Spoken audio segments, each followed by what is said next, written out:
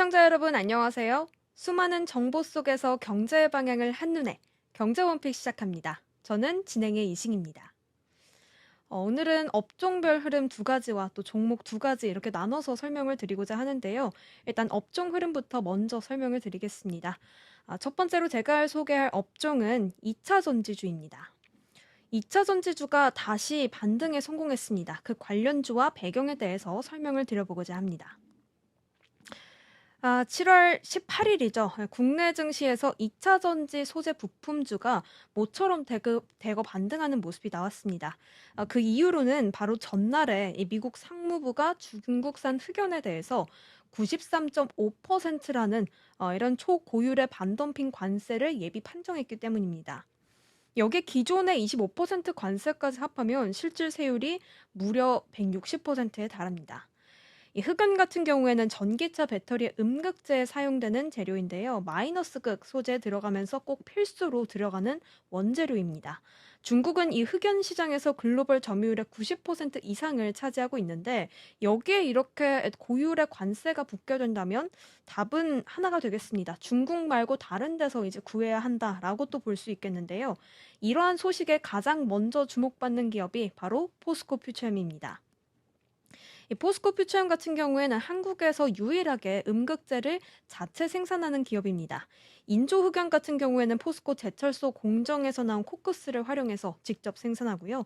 천연 흑연 같은 경우에는 아프리카 같이 중국 외 국가에서 원광을 확보하고 국내 자회사인 퓨처그라프를 통해서 구형 흑연을 생산합니다. 쉽게 말해서 이제 포스코 퓨처엠 같은 경우에는 중국산을 안 써도 되는 그런 자체적인 시스템을 만든 것이죠. 이러한 포스코 퓨처엠의 전략이 이번 관세 소식과 함께 또 맞물리면서 시장은 즉각 반응했습니다. 7월 18일에 하루 동안 주가가 무려 19.59% 급등하면서 15만 6,900원에 마감되는 흐름이 나왔습니다. 대외 이슈에 더해서 이제 포스코 퓨처엠은 전날 유상증자 발행가액을 9만 6,400원으로 또 확정했다고 공시했는데요. 이에 따라 이달 말에 1조 1천억 원이 넘는 자금을 조달할 것으로 전망이 되면서 수급이 또 한 번 몰렸습니다. 실적도 한번 짚어봐야겠죠. 포스코 퓨처엠은 2025년 2분기 연결 기준으로 영업이익이 8억 원, 전년 대비해서 72% 감소했습니다. 매출도 27.8% 줄어드는 모습이 나왔는데 특히 에너지 소재 부문이 적자로 전환이 됐습니다. 하지만 이러한 대외적인 호재와 함께 광양 전구체 공장이 최근에 준공되면서 수익성 회복 기반이 마련되면서 회사 측은 하반기부터는 에너지 소재 수익성이 회복될 것이다 라고 말했습니다. 사실 이런 이 미국과 중국 간의 이런 이슈 말고도요, 또 하나의 호재가 또 영향을 줬는데요. 이번 2차 전지 반등의 또 다른 요인이 바로 리튬 가격의 반등입니다. 7월 17일 기준 중국 광저우 선물거래소에서 탄산 리튬 가격이 톤당 약 1,356만 원으로 3개월 만에 최고치를 찍었습니다.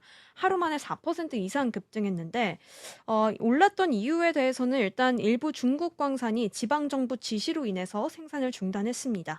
이에 따라 수급 불안 심리가 커지게 됐는데요. 리튬 같은 경우에도 정말 배터리의 필수 요소입니다. 하지만 이 가격이 오르게 된다면 당연히 배터리 제조 단가 자체가 또 상승하게 되겠죠. 하지만 포스코 퓨처처럼 이 리튬 광산 투자와 공장을 통한 내재화 추진 중인 기업들은 이 영향을 좀 상대적으로 덜 받게 됩니다. 오히려 원료 내재화로 인해서 차별화된 공급 안정성을 또 가졌다고 평가가 받게 되고요. 이에 따라서 또 한 번 더 수혜를 받게 됐습니다. 이러한 소식에 사실 포스코 퓨처엠 외에도 좀 반응한 기업들이 많습니다. 먼저 LNF가 되겠습니다. 최근에 KLFP 리더로 좀 평가가 되면서 2차 전지 업종 중에 최선호주로 좀 판단이 되고 있습니다. IRA 폐지 예고와 또 AI 데이터 센터 전력 수요 폭증으로 인해서 LFP 수요가 지금 확대가 되고 있는데 이에 따라서 AMPC 수령이 가능한 비중국 LFP 니즈가 확대가 되고 있기 때문에 LNF가 좀 수혜주로서 부상을 하고 있습니다. 이미 LNF 같은 경우는 이제 양극재 분야에서 두 곳 이상의 고객사를 이미 확보한 상태고요. 3분기에 45% 정도의 이익이 좀 증가할 것으로 전망이 되고 있습니다. 이 외에도 여러 기업들이 좀 급등했습니다. 포스코, 엠텍, 리튬 포어스 같은 리튬 업체들 급등했고요. 삼진 L&D, PI 첨단 소재, 강원 에너지와 같이 배터리 부품과 설비, 자동화 기업들도 관련주로서 좀 상승하는 흐름이 나왔습니다. 자, 그렇다면 질문이 좀 생기겠습니다. 이게 진짜 반등일지 아니면 테마성 순환매일지 이런 의문이 좀 생기실 텐데요. 일각에서는 이제 최근에 IT와 반도체와 같은 업종에서 차익 실현이 나오게 되면서 그 자금이 지금 소외주였던 2차 전지주로 들어온 것 아니냐라는 시각도 있습니다. 하지만 단순한 순환매로 보기에는 또 이렇게 실질적인 변수가 같이 좀 뚜렷한 부분이 많기 때문에 사실 분위기상 지금 미국의 이런 고율 관세, 흑연에 대한 고율 관세도 12월 5일에 좀 최종 결정이 날 것으로 보이지만 거의 확정될 것으로 보이거든요. 이러한 대외적인 이슈도 사실 얹어지고 있고 뭐 공급망 재편이 이렇게 좀 필수적인 상황에서 변수들이 이렇게 뚜렷한 상황에서 비중국계 공급망을 가진 기업들은 더욱더 주목을 받게 될 수밖에 없는 상황이죠. 자, 이렇게 2차 전지 시장은 좀 전환점에 와 있는 것 같습니다. 미국의 고율 관세는 공급망 재편의 신호탄이 되고 있고요. 리튬 가격 반등은 소재 업계의 수익 구조를 바꿀 수 있는 변수가 되고 있습니다. 결국에는 이런 정책 리스크와 공급망 리스크를 버텨줄 그런 기업들만이 살아남게 되고 있는 것 같습니다. 네, 다음은 요즘 다시 또 들썩인다는 바이오주에 대해서도 이야기를 해보겠습니다. 먼저 숫자부터 한번 보겠습니다. 지금 7월 들어 18일까지 KRX 바이오 탑10 지수가 무려 17% 올랐습니다. 이 지수 같은 경우는 이제 삼성 바이오로직스나 셀트리온, 알테오젠 같은 국내 탑 바이오 기업 10곳을 좀 담고 있는데요. 이 기간 동안 제가 말씀드린 기간 동안 국내 34개 테마 지수 중 상승률 1위를 기록했습니다. 말 그대로 1등 주도주 역할을 했던 건데요. 이 안에서 좀 가장 많이 오른 종목을 좀 살펴보자면 알테오젠이 되겠습니다. 지금 한 달도 안 돼서 30% 넘게 올랐고 펩트로는 50%, 또 셀트리온은 20% 가까이 또 급등하는 흐름이 나왔습니다. 외국인 투자자들도 이들 종목을 좀 집중적으로 매수하는 흐름이 나왔는데요. 7월 한 달 동안 알테오젠 주식을 약 2,200억 원어치를 좀 쓸어 담았고 펩트론과 뭐 파마리서치, 휴젤과 같은 기업들도 1,000억 원 안팎으로 좀 순매수가 들어왔습니다. 자, 그렇다면 왜 이렇게 외국인을 비롯해서 바이오주가 다시 이렇게 열광하는 흐름이 나오게 된 것일까요? 일단 첫 번째로는 실적이 좋아지고 있습니다. 바이오 기업들은 일반적으로 상저하고의 흐름이 나오죠. 상반기에는 조용히 개발하다가 하반기에는 이런 실적에 대한 개발에 대한 성과 발표가 나오는 그런 계절성을 띠게 됩니다. 따라서 올해 하반기 이제 실적 발표 시즌이 나오게 되면서 매출과 영업이익 모두 기대치를 웃돌 것으로 보이는 상황이 되겠습니다. 일단 유한양행 같은 경우에는 올해 2분기의 영업이익이 전년 동기 대비 135% 증가할 것으로 보이고요. 뭐 삼성 바이오로직스 같은 10개의 주요 바이오 기업들도 매출과 영업이익 모두 웃돌 것으로 예상이 되고 있는 상황입니다. 자, 두 번째로는 기술 수출에도 호조가 있겠습니다. 올 상반기에 국내 제약바이오 기술 수출 규모는 약 12조 원이라고 하는데요. 작년 한 해 전체보다 2배 가까이 많은 수치고요. 하반기에 이제 추가 계약까지 좀 고려하자면 역대 최대를 찍었던 2021년 약 15조 원을 넘어서서 20조 원까지도 가능할 것이라는 장밋빛 전망이 나오고 있습니다. 이렇게 국내에서도 좀 호재가 나오고 있는데요. 국제에서도 바이오가 사실 우호적인 흐름이 나오고 있습니다. 첫 번째로는 지금 국제에서는 비만과 항압 신약의 붐이 나오고 있습니다. 비만 치료제 시장이 특히나 좀 폭풍적으로 성장을 하고 있는데요. 구글 모회사인 알파벳이 이제 최근에 미국 신약 베처인 메세라에 1,900억 원 가까이 좀 투자했습니다. 전 세계 투자자들이 이렇게 좀 인간의 삶을 바꾸는 약에 주목하게 되면서 바이오 업종 전반의 투자 매력도가 좀 높아지고 있는 상황입니다. 두 번째로는 이제 금리나 기대감이 좀 있겠는데요. 바이오주는 대표적인 성장주죠. 금리가 낮아지게 된다면 미래 수익에 대한 가치가 높아지기 때문에 주가에 긍정적으로 작용하게 됩니다. 지금 하반기에 일단 연준의 발표에 의하면 기준금리 인하가 2차례 정도 나올 것으로 보고 있는데 그렇게 인하가 좀 확실시가 된다면 글로벌 자금이 또 바이오에 더 몰리게 되는 상황이 되겠습니다.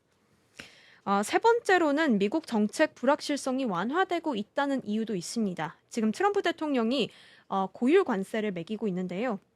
이 의약품 관세에 대해서는 1년 동안은 일단은 낮은 관세를 부과하겠다. 1년 후에는 고율 관세를 적용하겠다라고 했지만 일단은 향후에 좀 불안 요소로 작용했던 이런 관세에 대한 부분들이 안개 거치듯 해소가 된 것이죠. 1년 동안은요. 따라서 이렇게 업종이 바이오 업종을 좀 괴롭혔던 관세 리스크가 어느 정도 좀 해소가 되면서 투자 심리를 좀 크게 끌어올리게 됐습니다. 또 최근에 존슨앤드존슨의 폐암 신약 실적 발표가 나오게 되면서 국내 바이오주 전반의 상승세를 또 이끌기도 했습니다. 자, 이에 따라서 증권가들은 바이오 섹터의 투자 의견을 비중 확대로 제시했습니다. 하반기에는 실적 개선 기대가 높은 바이오주들이 오를 것이다 라고 말했고요.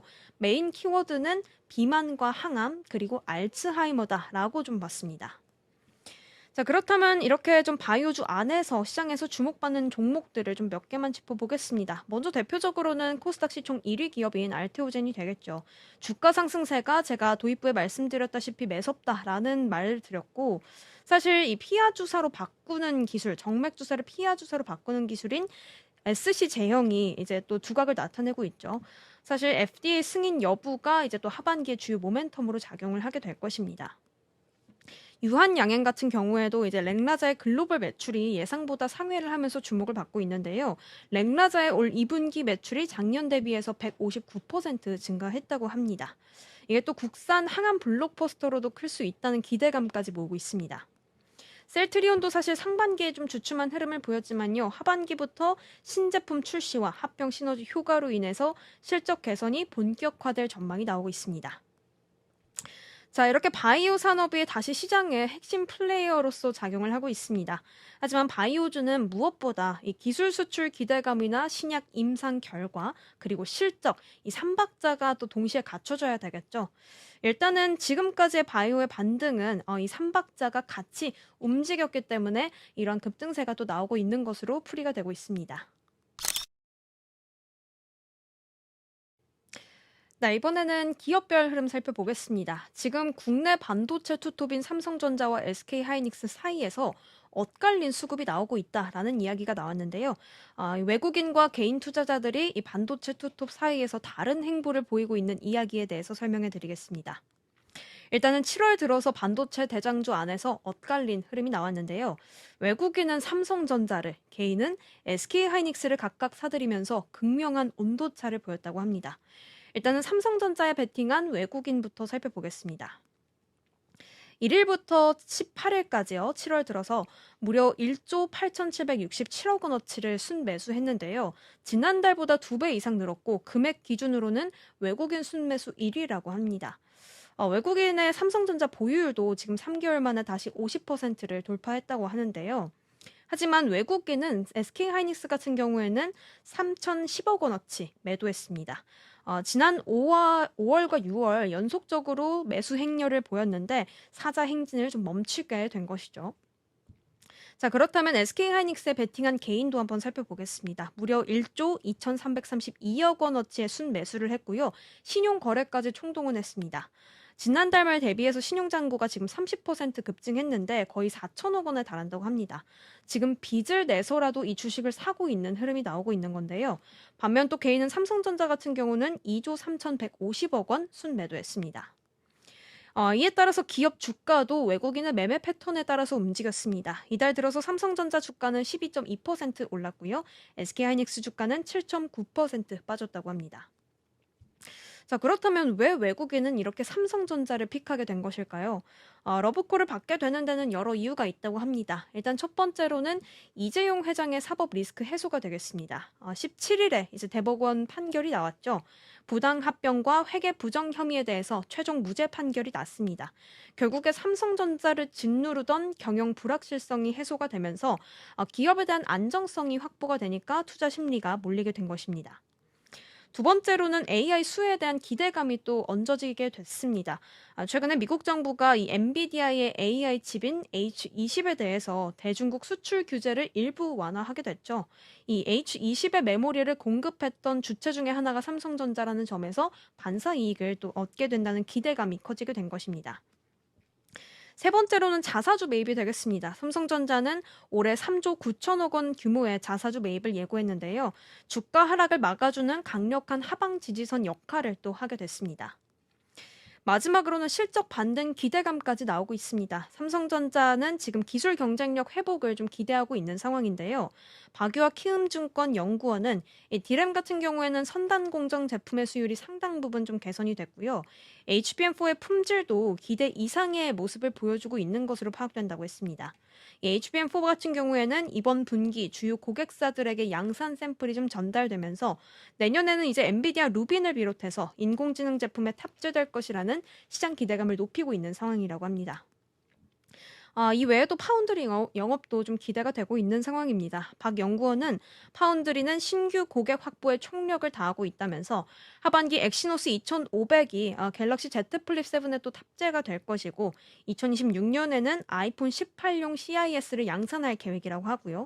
또 테슬라와 같이 신규 거래선 확보와 같은 행보를 나아가고 있기 때문에 영업 적자 폭을 좀 축소시켜서 나갈 전망이라고 좀 보고 있습니다.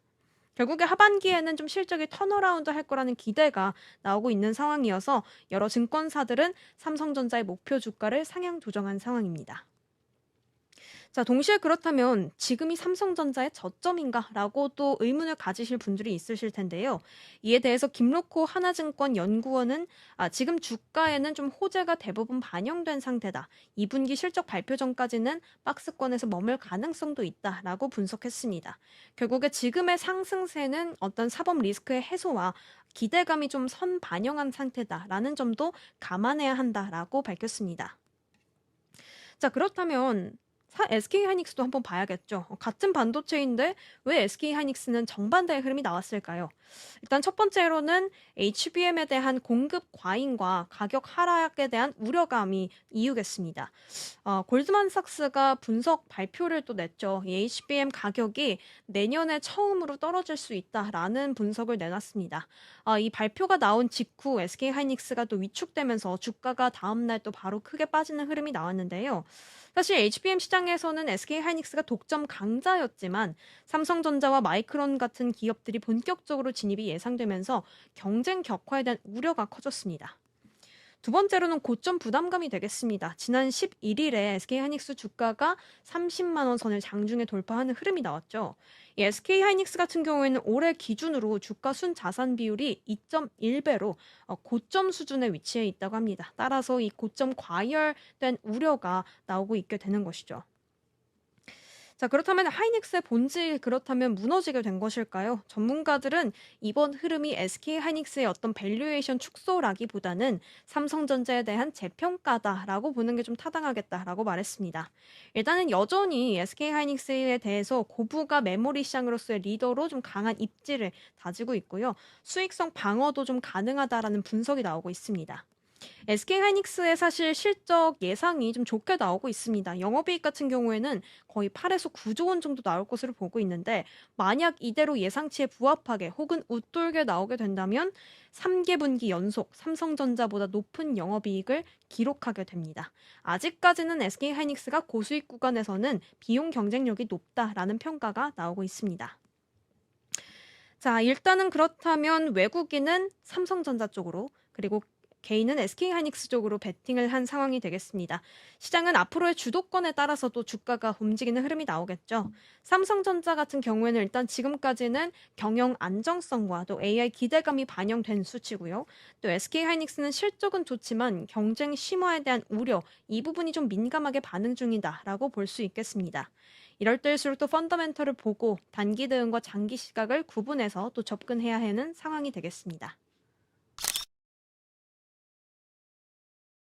네, 다음으로 소개해드릴 기업은요, 한때 상한가를 달성했지만 지금은 좀 내림세를 걷고 있는 카카오 게임즈를 말씀드리겠습니다. 이를 통해서 또 게임업계 전반의 어떤 2분기 실적에 대한 부분까지 좀 짚는 시간을 갖겠습니다. 자, 일단은 지난 6월 24일에 카카오 게임즈가 무려 30% 가까이 급등하면서 올해 첫 상한가를 기록했었습니다.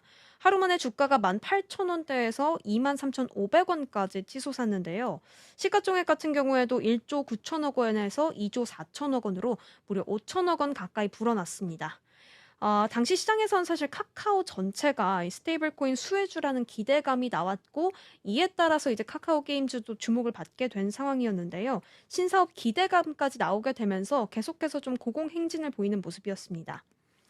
또한 카카오페이의 상표권 출원 소식과 맞물리면서 지금 계열사 전체에 대한 시너지 효과가 나왔던 상황이었습니다. 하지만 지금 살펴보시면 그때보다 주가가 더 떨어졌습니다. 오늘인 7월 20일 기준만 하더라도 지금 상한가 직전 가격보다도 낮은 수준을 기록하고 있는데요. 상승분을 좀 다 반납한 상황입니다. 이렇게 좀 하락 추세가 나온 이유로는 일단 첫 번째로 스테이블 코인에 대한 정책 실현 가능성을 둘러싼 논란이 좀 나왔기 때문입니다. 카카오의 그에 따라서 차익 매물이 좀 다수 출회가 됐는데요. 사실 스테이블 코인 관련해서는 한국은행이 여전히 좀 경계감을 나타내고 있다는 점도 영향을 미친 것으로 보입니다.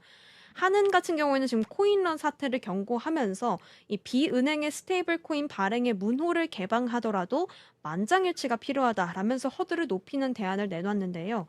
여기에 더해서 사실 카카오 게임즈는 실제로 스테이블 코인과는 직접적인 연관이 크지 않다는 게 또 핵심으로 작용하고 있습니다.